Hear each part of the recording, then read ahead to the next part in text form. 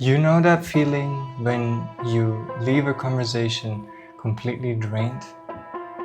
Or when you walk into a room and immediately feel this weight of tension crushing down on you? It's not in your head.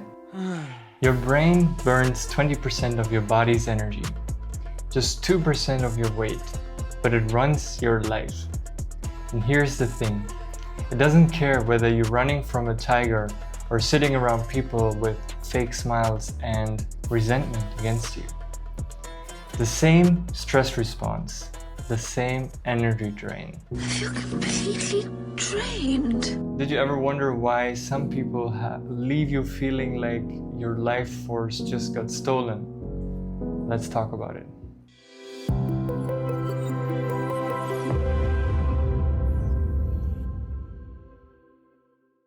Energy flows from where it's strong to where it's weak, just like heat moves from hot to cold. Remember the last time you were wrapped around with a blanket and someone came and joined? You immediately sense their temperature, and your body temperature partially goes to them and heats them up. When someone isn't generating their own energy heat, they pull from yours. That's physics. That's why you oftentimes feel it in your gut before your mind can explain it. Boundaries, therefore, aren't walls, they're how you stop the leak.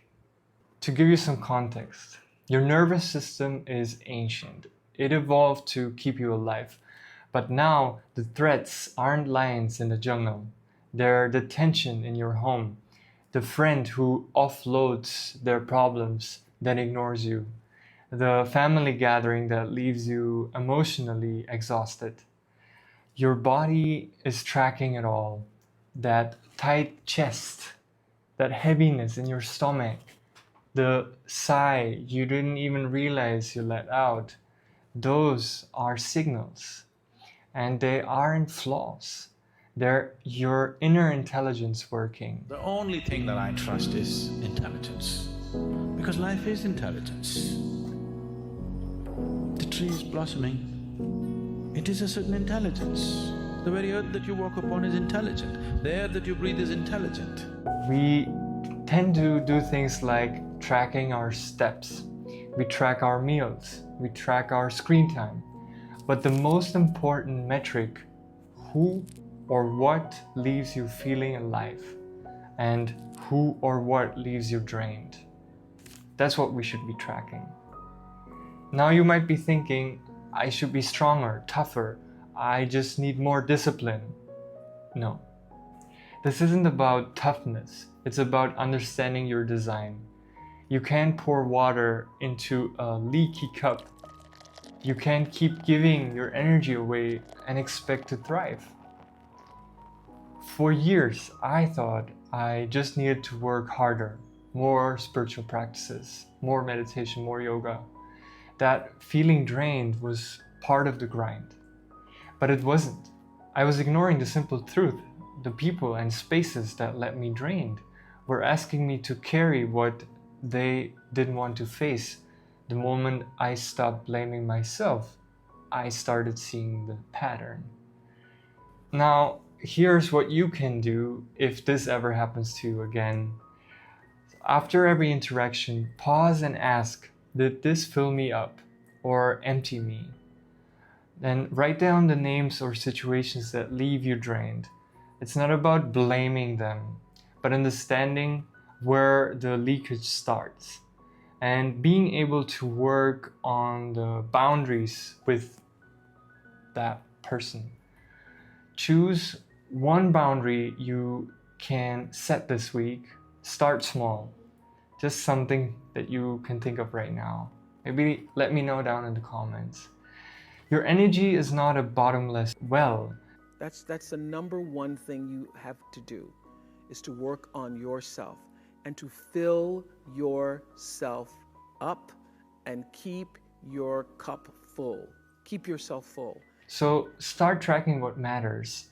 Who or what drains you? Who or what fills you up? And how long have you been pouring into the wrong cup? Your energy is sacred. It's time you treated it that way. And if you want to know more about setting boundaries, let me know in the comments. I'm happy to make a video on it. I want you to start paying attention to this. I really want you to start owning your own energy and realizing that it's not always your fault. It's not always you who is to blame. And sometimes it is you, and then you need to take responsibility for it. But many times it's not you. It's the circumstances, situations, people that are surrounding you.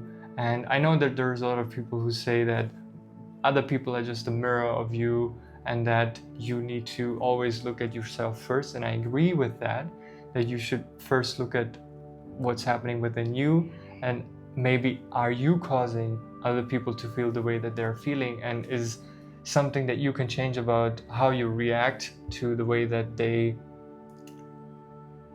act, how you react, how you respond to the way that they act in your life or act in certain situations. If you see that the same thing is happening again and again, and you're not able to figure out why, and you're stuck in blaming them for being a bad person, or just taking it all out on you, and you at the same time you see them being different with other people, then there might be some sort of you could say agreement, like a soul agreement between you and that person. This is a very interesting concept that I found, and I think that this might be helpful for you. And that is that person has agreed to trigger something within you, and they're just serving the purpose of triggering that within you until you realize that trigger, and until you are able to work it out with yourself. And when you start to work that out within yourself and you start to reflect it in how you respond to them, they will change and they will stop triggering you. And it can happen very quickly. I've seen it happen in other people's lives, seen it in my own life. So sometimes it is what I just shared, that the circumstances, the people around you, they are just not willing to change, and they're draining you. So you have to be looking at each situation and really thinking about, am I the problem? Am I the one who's causing this? Or is it actually that I did my best, I tried everything I can, and it's just not enough for their expectations? Then setting boundaries, saying no is going to help you. And once you start doing that, then that will also change the relationship between you. And you're actually, by doing that, helping them to figure out their own stuff, their own life, to figure out why they treat you the way that they treat you. And you can just pray that they are going to realize their part, and then you are going to do your part, and that's it. So I hope this is helpful for you, and I'll see you in the next video. Thank you so much for being part of the journey of Twisted Reality.